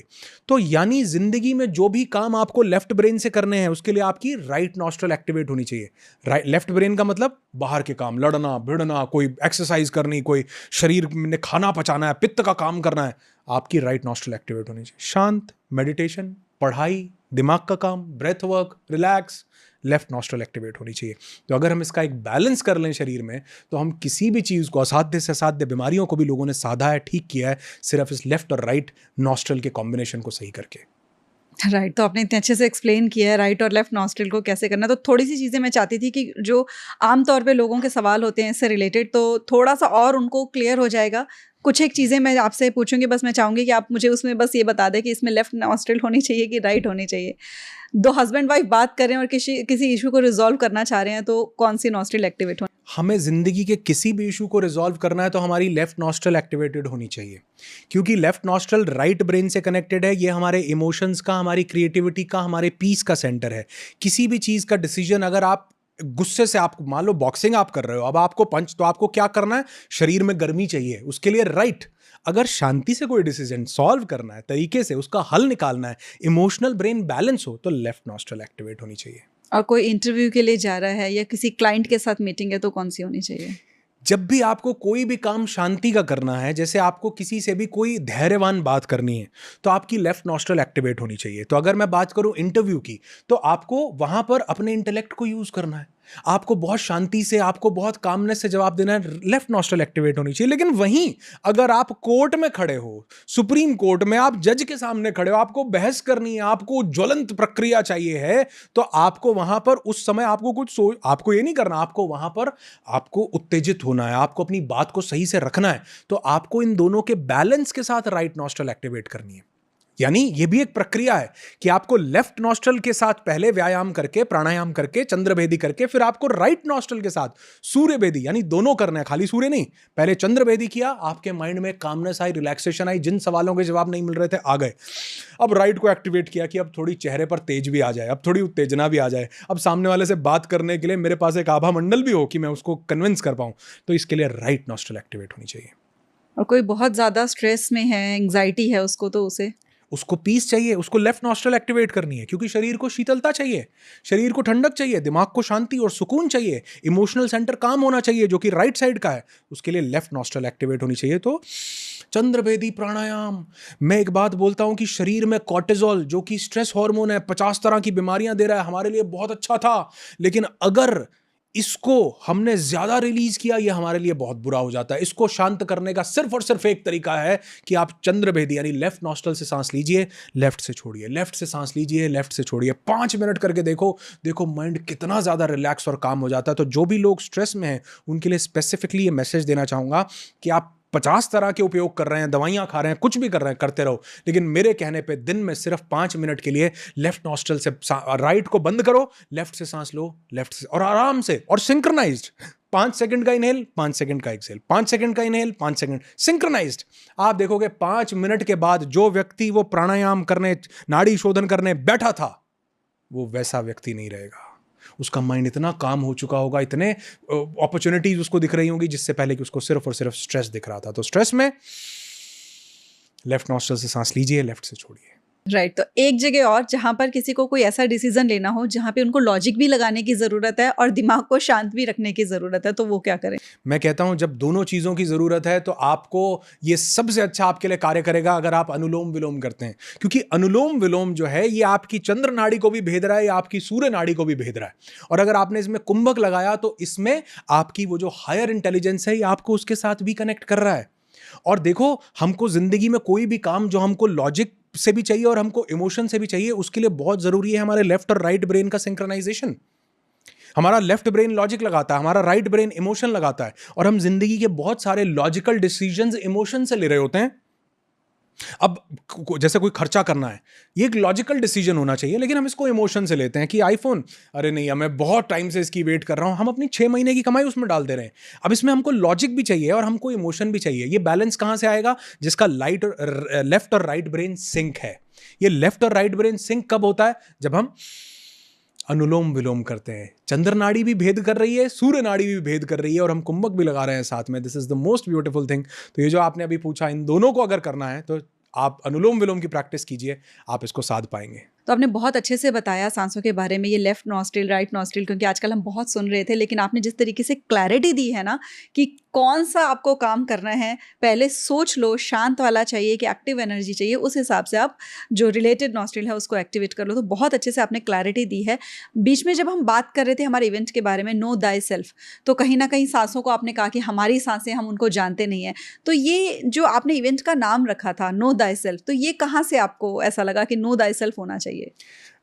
मुझे ऐसा लगता है जब मैं अपनी लाइफ के बहुत ही टफ फेज़ में था, तो उस समय पर मैं बहुत पढ़ने लगा, बहुत चीज़ें जानने लगा, और जब सब कुछ जानने लगा तो मेरे सामने ये कोट आया, नो दाई सेल्फ। और मुझे इसको पढ़ के एक चीज़ समझ आई कि हम बाहरी जगत में जितना भी कुछ जानना चाह रहे हैं, जितना भी कुछ करना चाह रहे हैं, उसके बावजूद भी हम कुछ नहीं कर पा रहे हैं जब तक हम खुद को नहीं जानते। जैसे खुद को जानने में अपनी सांसों को जानने का एक बहुत बड़ा रोल है, जिसके बारे में आज हमने कुछ एक बहुत ही सटल लेवल पे बात की है। खुद को जानने में अपने शरीर के पंचकोशों को जानने का बहुत बड़ा रोल है कि हम देखो, अब लोग बीमार हो रहे हैं तो वो सोच रहे हैं कि बीमार शरीर हो रहा है और शरीर ही ठीक होगा। अरे शरीर है, गाड़ी थोड़ा है। गाड़ी खराब हो रही है तो गाड़ी के पुर्जों को ठीक करने की जरूरत है, लेकिन अगर शरीर खराब हो रहा है तो शरीर तो 5 लेवल्स पर है। अन्नमय कोश, प्राणमय कोश, मनोमय कोश, विज्ञानमय कोश, आनंदमय कोश। हम अन्नमय कोश खराब हुआ है तो हमको ये पता ही नहीं है कि इसको ठीक प्राणमय कोश से, यानी अपनी सांसों से, अपनी 72,000 नाड़ियों से, अपने 7 चक्रों से भी ठीक किया जा सकता है। इसको मनोमय कोश, यानी जो इमोशनल हमारे रेगुलेशन अगर हम कर लें, जो विचार हमारे विध्वंस मचा रहे हैं, आज बोला जा रहा है कि 90% डिजीजेस आर साइकोसोमैटिक, यहां सब लोचा है जिसकी वजह से शरीर में बीमारियां पैदा हो रही हैं। मनोमय कोश में टैप इन करते हैं, अपने मन को सेटल करते हैं, हमारा शरीर सेटल होने लग जाता है, बीमारियां ठीक होने लग जाती हैं। तो मुझे यह समझ में आया कि बाहर सब कुछ जान के भी कुछ फर्क नहीं पड़ रहा, बाहर सब कुछ बदल के भी कुछ बदल नहीं रहा, मैं तो वहीं का वहीं हूं। परिस्थितियां नहीं बदल रही हैं जब तक मनस्थिति नहीं बदल रही है।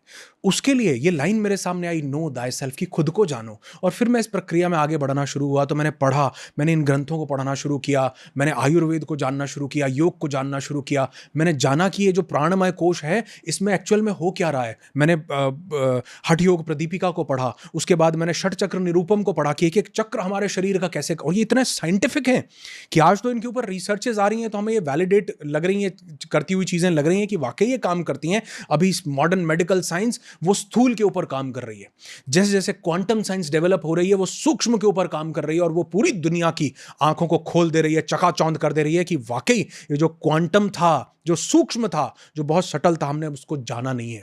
हमारे योगियों ने हजारों लाखों साल पहले इसको जान लिया था। तो मुझे लगा कि ये खुद को जानने की शुरुआत अगर की जाए तो हम बाहर सब कुछ सही कर सकते हैं। बाहर बदलने से कुछ नहीं बदलेगा, अंदर अगर अपने प्राणमय कोश, मनोमय कोश, आनंदमय कोश, विज्ञानमय कोश को बदल लिया, सब कुछ बदल जाएगा। और फिर मैंने इन प्रक्रियाओं को करना शुरू किया और देखा कि इससे मेरे अंदर बहुत भारी चेंजेस हैं।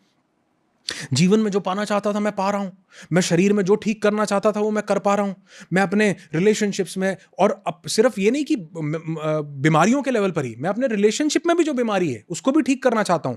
तो मुझे अपने अंदर उतरने की जरूरत है। मैं जो मनी वुंड्स हैं, जो वेल्थ वुंड्स हैं, जो फाइनेंशियल वुंड्स हैं कि मैं पैसा नहीं अट्रैक्ट कर पा रहा हूं, मेरे अंदर एनर्जी स्टक है, मैं उसको ठीक करना चाहता हूं, मुझे अपने अंदर उतरने की जरूरत है। और अंदर उतरने का मतलब है कि हम अपने इन 5 कोशों को जाने, हम जाने सांसें कैसे काम कर रही हैं, हम जाने कि हमारे चक्र कैसे काम कर रहे हैं, हम जाने कि मेडिटेटिव स्टेट में कैसे एक अवस्था ऐसी आ जाती है जब हमारे मूलाधार में हमारी जो परम चेतना, जिसको हमने कुंडलिनी बोला, जिसको आज मॉडर्न मेडिकल साइंस बोल रही है सेरेब्रोस्पाइनल फ्लूइड, कि हमारे वो रूट से वो सेरेब्रोस्पाइनल फ्लूइड हमारी स्पाइनल कॉर्ड से निकलते निकलते जब हमारे पीनियल ग्लैंड तक पहुंचता है, तो वो हमारे पीनियल ग्लैंड में जब हिट करता है, वो हमारे पीनियल ग्लैंड के कैल्सिफिकेशन को तोड़ता है और पीनियल ग्लैंड के क्रिस्टल्स को क्रिस्टलाइज करता है, जिससे हमारा इलेक्ट्रोमैग्नेटिक सिग्नेचर बदलने लगता है। तो यानी एक राज था कि अगर हम उस सुप्रीम से कनेक्ट करना चाहते हैं, अगर हम स्पिरिचुअलिटी में आगे बढ़ना चाहते हैं, हम ध्यान करना चाहते हैं, मेडिटेट करना चाहते हैं, हो नहीं रहा, तो क्यों ना उस प्रक्रिया को किया जाए जिसको हम सेरेब्रोस्पाइनल फ्लूइड बोलते हैं, जिसको हम अपनी रीढ़ की हड्डी के माध्यम से हम अपने पीनियल ग्लैंड तक टच करवाते हैं, हिट करवाते हैं। ये सब कहाँ है? ये सब उस प्राणमय कोश में है। इनको जानने का विज्ञान क्या था? नो दाई सेल्फ, कि खुद को जानो। तो इसलिए मुझे लगता है कि वो इंसान जो लाइफ में किसी भी लेवल पर स्ट्रगल कर रहा है, उसको नो दाई सेल्फ में आना चाहिए, उसको अपने आप को जानना चाहिए। वो इंसान जो मेंटल, फिजिकल किसी भी चैलेंज से जूझ रहा है, उसको नो दाई सेल्फ में आना चाहिए। वो इंसान जिसके पास रिलेशनशिप, सोशल, फाइनेंशियल वुंड्स हैं, घाव हैं, इनको नहीं ठीक कर पा रहा, उसको नो दाई सेल्फ में आना चाहिए। और वो इंसान जिसके जीवन में सब कुछ सही चल रहा है और वो स्पिरिचुअली कनेक्ट करना चाहता है, उसको नो दाई सेल्फ में आना चाहिए। और वो इंसान जो कुछ भी नहीं जानता, जानना चाहता है कि जो तुम बात कर रहे हो एक्चुअल में है क्या, क्योंकि ये बोलने से समझ नहीं आएगा, ये एक्सपीरियंस करना पड़ेगा, उसको नो दाई सेल्फ में आना चाहिए और खुद को जानना चाहिए। लोग हमारे पास नो दाई सेल्फ में आते हैं। मैंने आज तक ना कोई किताब पूरी पढ़ी है और ना ही कोई काम पूरा किया। मैंने कई कोर्सेज ज्वाइन किया, आगे बीच में छोड़ दिए, लेकिन ये पहला ये 40 डेज का जो था बहुत मुश्किल था, एक बार बीच में छूट गया था। मेरी खुद से मुलाकात, एक हमारा पार्टिसिपेंट याद है, वो पार्टिसिपेंट ने बोला सर इतना पैसा मैंने अपने जीवन में कभी नहीं कमाया जितना मैंने पिछले 6 महीने में कमाया no thy self retreat attend करने के बाद। मेरे मनी वुंड्स क्लियर हो गए, मेरे एनर्जी ब्लॉकेजेस क्लियर हो गए, मेरे पास अबंडेंस का एक सोर्स आ गया, मैं दूसरों को पॉजिटिव वाइब्स देने लगा, मेरी एनर्जीज चैनलाइज हो गई, मैंने अपने शरीर की बहुत सारी दिक्कतों को ठीक कर लिया। कैसे? सब विज्ञान हमारे पास अंदर था, सब बलम हमारे पास अंदर था जिसको हमने कभी कनेक्ट करना है। हम सब बाहर दौड़ रहे हैं, यहां भाग लो, वहां भाग लो, ये ठीक कर लो, शरीर बीमार हुआ शरीर को ठीक करो, नहीं। बाहर जो भी कुछ करना है उसके लिए अंदर उतरना पड़ेगा, प्राणमय कोश में, मनोमय कोश में, विज्ञानमय कोश में और आनंदमय कोश में। तो इसलिए मैं कहता हूं कि जीवन में हर एक इंसान को एक बार लाइफ के किसी भी आयाम को फिक्स करना है तो नो दाई सेल्फ, खुद को जानो। एक ग्रीक टर्म है लेकिन मैं इससे बहुत लगाव रखता हूं और मुझे लगता है कि जो लोग वहां पर आकर एक्सपीरियंसेस कर पा रहे हैं, जो सक्षम है, जो कर सकता है, वो वहां पर जरूर आए। 6 दिन एक रिजॉर्ट में बंद, सिर्फ ब्रेथ वर्क्स, सिर्फ कुंडलिनी, सिर्फ प्राणायाम, सिर्फ मेडिटेशन, सिर्फ सेरेब्रोस्पाइनल फ्लूइड को हम ट्रेवल करवा रहे हैं, हम उसमें रिदमिक रिलीज मेडिटेशन। लोगों के शरीर में बहुत पुरानी चीजें जकड़ी हुई हैं, 25 साल पहले के इमोशन शरीर में पड़े हैं और आज वो कैंसर पैदा कर रहे हैं, आज वो हार्ट में ब्लॉकेजेस दे रहे हैं, आज वो ऑटो इम्यून डिजीजेस क्रिएट कर रहे हैं। उसको हम रिदमिक रिलीज मेडिटेशन से शेड करते हैं। लोग मतलब चिल्लाते हैं, पागल हो जाते हैं, लोगों के अंदर जो भरा पड़ा गुबार है निकल जाता है और उसके बाद वो ऐसे शांत होते हैं जैसे 5 साल का बच्चा हो। वहां डांस करने लगते हैं, कलर करने लगते हैं, एक दूसरे के साथ गले लगा के मोहब्बत का इजहार करने लगते हैं। हमारी एक एक्टिविटी होती है जिसको हम हीलर रिसीवर एक्टिविटी बोलते हैं। लोग उस एक्टिविटी में बोलते हैं सर मैंने अपने जीवन में पहली बार ऐसा लव महसूस किया है, ऐसी करुणा महसूस की है, प्यार महसूस किया है, कभी नहीं किया था।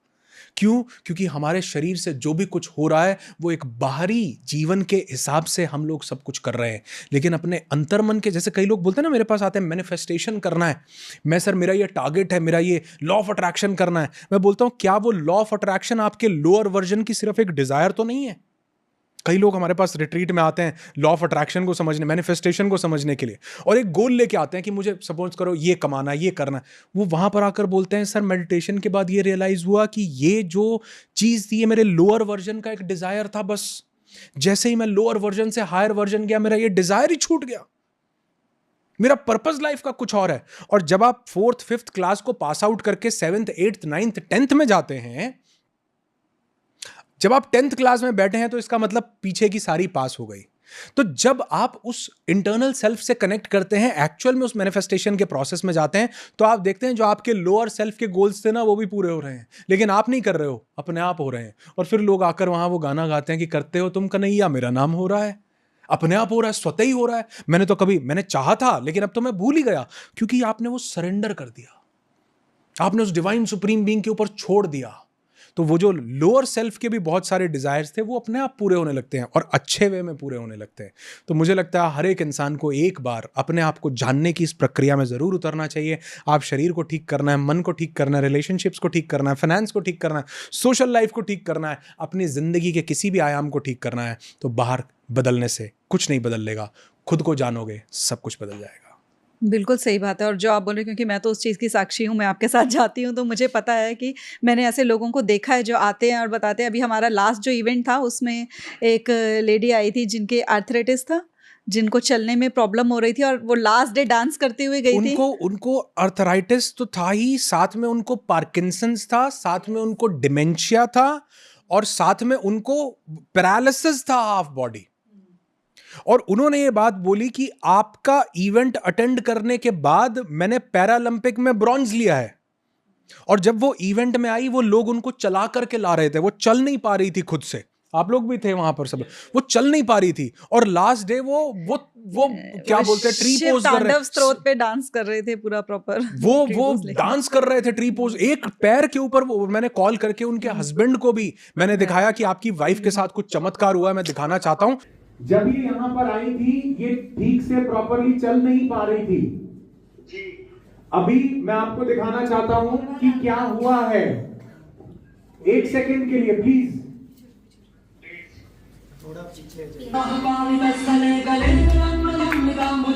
ऊर्जा थी, अब वो नृत्य कर रही है।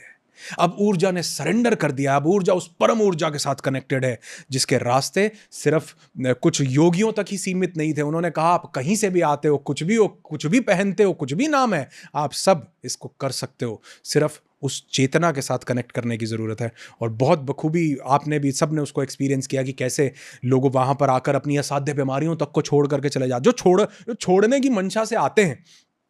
मतलब मेरे पास कई लोग ऐसे भी आते हैं जो बोलते हैं सर मेरे को ये चैलेंज है, आप ठीक कर दोगे क्या? मैं कुछ ठीक नहीं करता हूँ। कुछ लोग ऐसे आते हैं जो बोलते हैं सर अब मैं यहाँ आ गया हूँ, मुझे पता है कि मैं ठीक हो ही जाऊँगा। मैं कहता हूँ हो ही जाओगे। वो जो बिलीफ है, वो जो सरेंडर की प्रक्रिया के साथ जो लोग आते हैं वो चमत्कार कर जाते हैं भैया। तो वाकई ये तो हम साक्षी हैं, हमने कई पिछले रिट्रीट्स में देखा है कि चमत्कार होते हुए। बिल्कुल। तो एक बात और मेरे मन के में थी, काफ़ी समय से आपसे पूछना चाहती थी, बट ये पॉडकास्ट के थ्रू मुझे मौका मिला है आपसे ये बात पूछने का, कि एक कपल उसमें आया था जिसमें कि जो हस्बैंड कह रहे थे कि मैं अपनी वाइफ को लेकर आया हूँ ज़बरदस्ती साथ में, कि दोनों चलेंगे साथ में, मुझे आना था, मुझे भरोसा था कि मैं हील होकर जाऊँगा।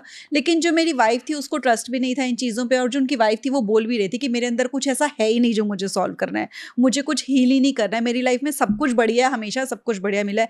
लेकिन वो सेकेंड या थर्ड डे था, उसमें जो आपने ब्रेथ वर्क करवाया, मेडिटेशन हुई, उसके बाद वो बहुत रोई थी, उनकी बॉडी शेक कर रही थी और उनको लग रहा था कि मुझे मालूम नहीं था। तो ये क्या कॉन्सेप्ट है कि आपको जब लग रहा है कि आप सेटिस्फाइड हो लाइफ में, लेकिन फिर भी कुछ ऐसा निकल कर आ रहा होता है? बहुत बढ़िया। अब उनके साथ क्या हुआ मैं थोड़ा सा एक्सप्लेन करना चाहूँगा। वो यही बात बोल रही थी कि मैं तो सब ठीक है, मेरे हस्बैंड मुझे ज़बरदस्ती ले आए और सब बिल्कुल ऐसे ही हुआ था और मैं तो बिल्कुल ठीक हूँ। मैंने कहा बिल्कुल ठीक है। कई चीज़ें हमारे पास सरफेस लेवल पर होती नहीं है। हमारा सिर्फ ये जन्म नहीं है, हम पता नहीं कितने सैकड़ों हज़ारों जन्मों से पास ऑन होके यहाँ पे आ रहे हैं। और बहुत सी एक्टिविटीज़ हमारे साथ बचपन में तब ऐसी हुई जब हम सिर्फ थे ही सबकॉन्शियस माइंड से ऑपरेट कर रहे थे। हमारा लॉजिकल कॉन्शियस माइंड डेवलप ही नहीं हुआ था। उस समय पर जितनी भी एक्टिविटीज़ हमारे साथ हो रही थी उनको कौन स्टोर कर रहा था? सबकॉन्शियस। लेकिन हम लॉजिक लगाने को तैयार नहीं थे। एक बच्चा है, उसको उसके पेरेंट्स बहुत छोटा है, उसको वो टॉर्चर करते हैं, उसको वो मारते हैं, उसको वो कमरे में बंद कर देते हैं उसको। अब बच्चे के पास लॉजिक लगाने के लिए नहीं है, लेकिन ये सब एक्टिविटीज़ कहाँ स्टोर हो रही हैं? उसके सबकॉन्शियस में स्टोर हो रही हैं। बड़े होते हैं, सब काम करते हैं, सब लगता है बिल्कुल ठीक है, सब अच्छा चल रहा है, लेकिन कहीं ना कहीं कुछ घाव मानसिक लेवल पर, उस सबकॉन्शियस अनकॉन्शियस स्तर पर हमारे शरीर में स्टक हो जाते हैं, स्टोर हो जाते हैं, जिनका हमें रियलाइजेशन नहीं है। क्योंकि हम अपने पैसा कमा रहे हैं, काम ठीक चल रहा है, रिलेशनशिप तो सब ठीक है, बहुत बढ़िया है, लेकिन वो वुंड्स पता नहीं कब उम्र के किस पड़ाव में निकलकर जो घाव बन के बैठे हैं, वो किसी बीमारी की शक्ल में, वो किसी रिलेशनशिप के ट्रॉमा की शक्ल में, वो किसी झगड़े लड़ाई की शक्ल में वो निकल कर के आते, क्योंकि बैठा तो अंदर ही है, जाएगा कहाँ? उसके ऊपर हमने परतें और बहुत सारी डाल दी हैं। ये परतें जैसे जैसे हटने लगती हैं वो वापस निकलने लगता है, या फिर उससे रिलेटेड कोई चीज़ आएगी आपके सामने, वो बाहर निकल आएगा। जिंदगी में सब कुछ सही चल रहा है, पैसे कमा रहे हो, सब हेल्थ वेल्थ सब कुछ है, आपके साथ बचपन में कुछ ट्रॉमा हुआ था, वही ट्रॉमा अगर आप आज देख लोगे वो चीज़ रिलेट हो जाएगी। आप सब बढ़िया कर रहे थे लेकिन एंग्जाइटी आ रही है लोगों को।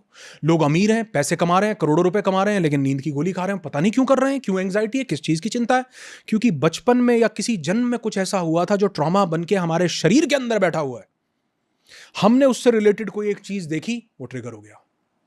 लोग आते हैं मेरे पास, हेल्थ एंग्जाइटी है सर, किसी का कैंसर सुनता हूं मुझे लगता है मुझे भी है, किसी का हार्ट अटैक सुनता हूं मुझे लगता है मेरा भी हार्ट अटैक होने ही वाला, आज शाम को हो जाएगा नहीं तो कल हो जाएगा। किसी की कोई बीमारी सुनता हूं मुझे लगता है मुझे भी है, पर मुझे तो है नहीं, टेस्ट करवाए सब नॉर्मल आ रहा है, मैंने बीपी चेक किया मेरा बीपी बिल्कुल नॉर्मल है, लेकिन दिल ऐसे ऐसे कर रहा है, पंप कर रहा है बड़ा तेज। ये क्या है?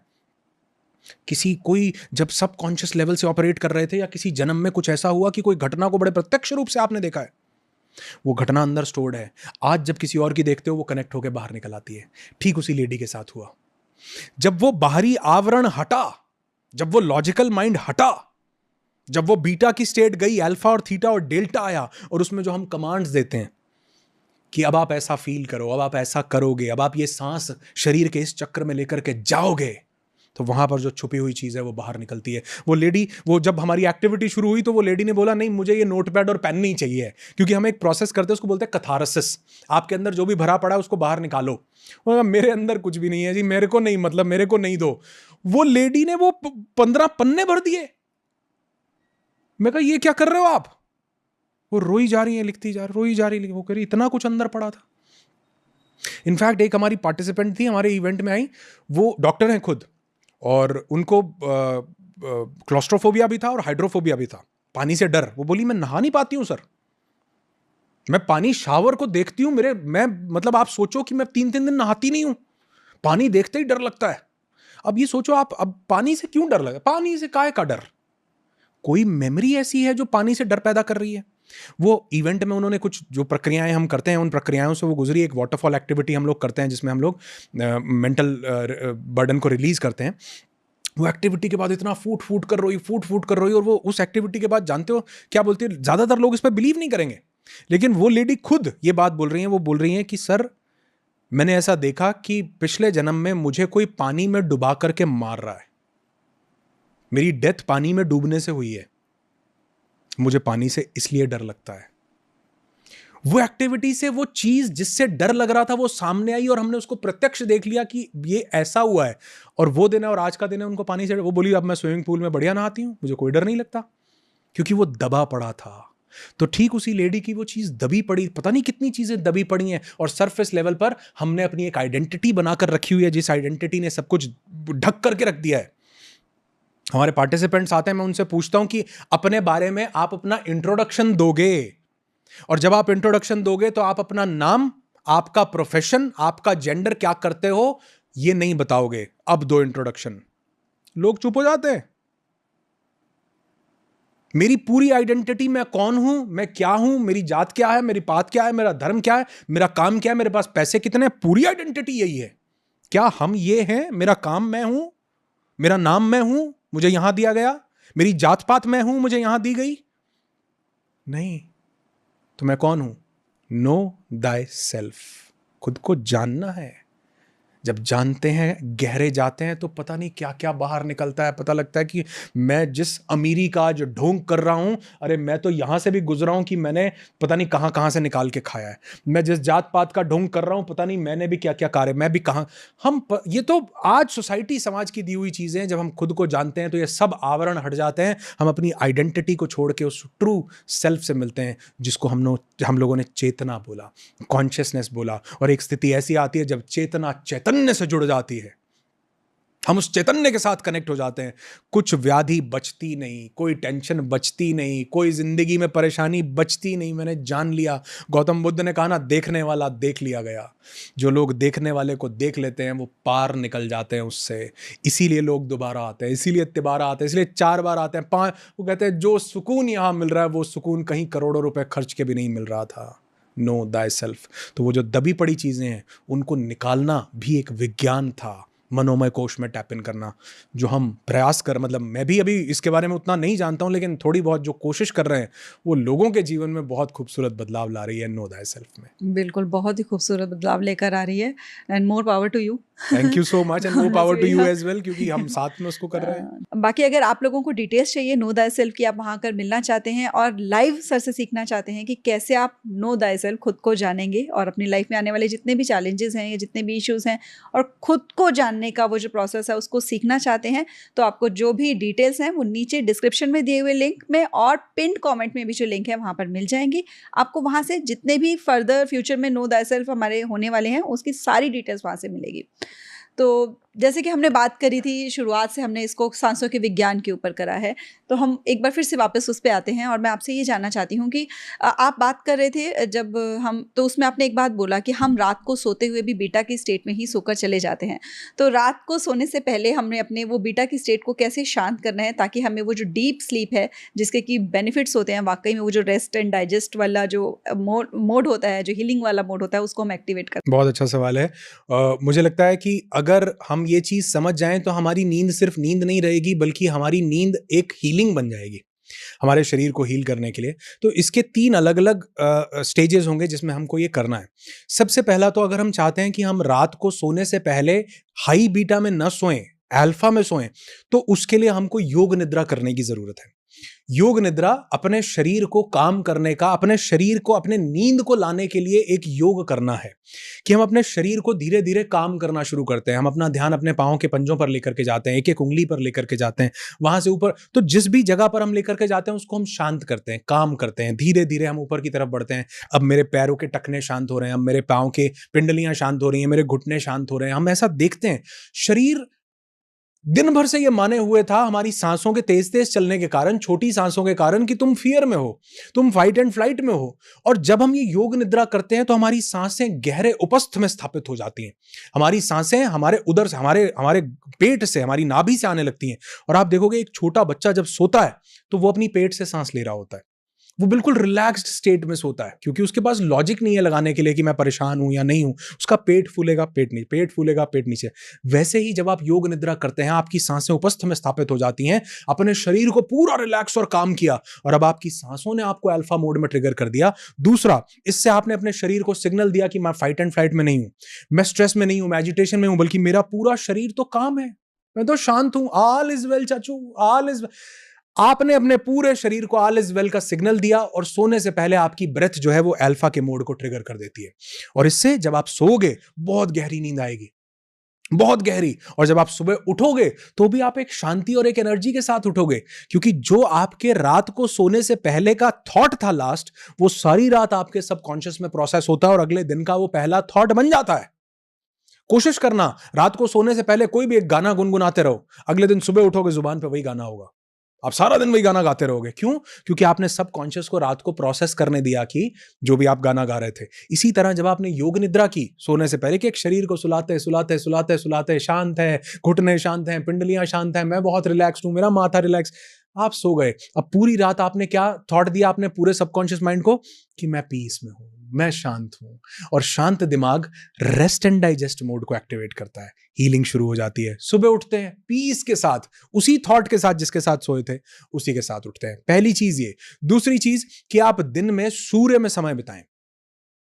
अगर आप सनलाइट को प्रॉपरली आपकी बॉडी एब्जॉर्ब करती है तो आपका जो पीनियल ग्लैंड है, जो आपका गट है, जो आपकी बॉडी में सेरोटोनिन नाम का केमिकल बन रहा था, ये केमिकल मेलाटोनिन में कन्वर्ट होता है रात को, जो आपके अल्फा मोड को ट्रिगर करता है, आपकी सांसों को शांत करता है और आपको डीप स्लीप पे लेके जाता है। ये कब एक्टिवेट होगा? बहुत से फैक्टर्स हैं इसके, लेकिन सबसे इंपॉर्टेंट फैक्टर, अगर आपने दिन में सनलाइट, सूर्य की रोशनी अपने शरीर के ऊपर पड़ने दी तो। या तो जो सूर्य उदय का समय है उस समय पर 15 से 20 मिनट सन की लाइट को पूरी बॉडी पे आने दो, या फिर दिन में कुछ समय सूर्य में निकलो। हमने पता नहीं कैसे कैसे गाने बना दिए, धूप में निकला न करो रूप की रानी। अरे रूप की रानी को निकलने दो धूप में, कुछ नहीं होगा, वो रानी और बड़ी रानी बनेगी। तो हम वो सूर्य की किरणें अगर हमारे शरीर पे पड़े तो वो सिर्फ हमारी बॉडी के अंदर विटामिन डी सिंथेसिस को इंप्रूव करती है, बल्कि हमारे जो सेरोटोनिन से मेलाटोनिन का कन्वर्जन है उसको फास्ट अप करती हैं, स्पीड अप करती हैं, नींद बहुत बढ़िया लाती हैं। दूसरी चीज ये। तीसरी चीज, अगर हम दिन में ब्रेथ वर्क करते हैं आधे घंटे के लिए, आपने प्राणायाम किया, आपने नाड़ी शोधन किया, तो इससे आपने क्या किया? आपने अपने शरीर को ट्रेन किया कि जब मैं रिलैक्स होता हूं, मैं काम होता हूं, तो मेरी सांसें गहरी होती हैं, मैं अपनी सांसों को आयाम दे पाता हूं, प्राणों को आयाम देता हूं। इसने आपकी पूरी बॉडी को एक सिग्नल दिया कि सारा दिन मेरी सांसें सिर्फ ऊपर ऊपर से शैलो नहीं चल रही हैं, मेरी सांसें सिर्फ चेस्ट से नहीं चल रही हैं, मैं तो पीस के मोड में भी जाता हूं, मैं रिलैक्स्ड भी हूं। तो इसको बॉडी मेमोराइज करती है। और जैसे आप अभी जब हम बैठे हैं, आप रिलैक्स्ड स्टेट में हैं, तो आपकी सांसें बिल्कुल काम चल रही होंगी, कोई थॉट नहीं, कोई विचार नहीं, चिंता नहीं, तनाव नहीं, कोई एंग्जाइटी नहीं। तो सांसें कैसी हैं?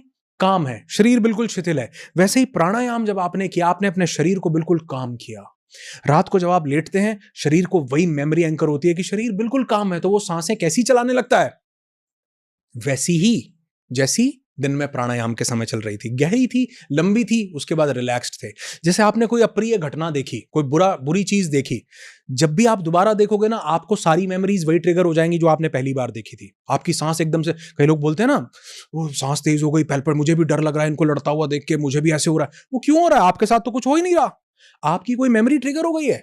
तो जब दिन में आपने प्राणायाम किया, आपने अपनी बॉडी को ट्रेन किया, ऑल इज वेल चाचू, मैं पीस में हूं, मैं रिलैक्स में हूं, कोई फियर नहीं, कोई एंग्जाइटी नहीं। रात को सोते हुए ये चीज आपकी मेमोरी से निकल के आती है। जब वो बॉडी को रिलैक्स्ड देखती है तो वो देखती है ऑल इज वेल चाचू, वो गहरी नींद देती है, अच्छे से आपकी बॉडी डीप स्लीप में जाती है। और शरीर जब डीप स्लीप में जाता है तब वो हील करता है। आपके शरीर की एक एक कोशिका नई होती है, रिवाइव होती है, आपकी बॉडी इम्यूनोग्लोबिन ए रिलीज करती है, नेचुरल किलर सेल्स की संख्या बढ़ जाती है, टी सेल्स, टी लिम्फोसाइट्स जो कैंसर को खा जाते हैं उनकी संख्या बढ़ जाती है। अगर आप डीप स्लीप में जाते हो, डीप हीलिंग होती है बॉडी की। और ये तीनों चीजें अगर आप फॉलो करते हो, अमेजिंग हील कर सकते हो सोने से पहले आप अपने शरीर को। जी, बहुत अच्छे से आपने कवर किया इस टॉपिक को, साइंस को, हमारी ब्रेथ की, और इतनी डिटेल में समझाया और इतने इजी तरीके से आपने समझाया है कि सारी ऑडियंस को बहुत बेनिफिट हुआ होगा और सब लोग आज से ही अपनी सांसों के ऊपर तो ध्यान देना शुरू कर देंगे। मुझे लगता है कि जो ये पॉडकास्ट सुन रहे हैं ना, उनकी अपने आप ही ब्रेथ स्लो हो गई होगी और वो बेली ब्रीदिंग कर रहे होंगे। इतने अच्छे से आपने मतलब जो उसकी इंपॉर्टेंस है उसको क्लियर किया है। So thank you so much एक बार फिर से अपना कीमती समय निकालने के लिए और इतनी सारी वैल्यूएबल विजडम हमारे साथ शेयर करने के लिए। बहुत बहुत शुक्रिया, thank you so much for having me here, मुझे यहाँ बुलाने के। और मुझे लगता है कि मेरे ये जो चीज़ें मैंने अभी शेयर की यहाँ पर, अगर इससे कोई एक इंसान भी दिन में वो 23,000 सांसों में से 23 सांसें भी कॉन्शियसली लेना शुरू कर दे, डीप लेना शुरू कर दे, बॉक्स ब्रीदिंग करनी शुरू कर दे, लिम्फेटिक ड्रेनेज करनी शुरू कर दे, साथ ही वो कुंभक का प्रयास करना शुरू कर दे, तो मुझे लगता है कि ये पॉडकास्ट उसके जीवन के लिए वरदान बन जाएगा अगर वाकई वो इस चीज़ को अपनाए। और मैं चाहता हूँ कि जितने भी लोग ये पॉडकास्ट को सुन रहे थे वो मुझे कमेंट करके भी ज़रूर बताएं, क्योंकि मैं भी कमेंट पढ़ने वाला हूँ कि क्या वाकई ही आज इनमें से कुछ चीज़ों को आप अपने जीवन में उतारने वाले हो या नहीं। और अगर लोगों ने ऐसा किया तो अमेजिंग रिजल्ट्स उनको यहाँ पर मिलेंगे। उसके कमेंट्स भी इस पॉडकास्ट पे जब हमें मिलेंगे तो सोचो कि लोगों के जीवन में कितना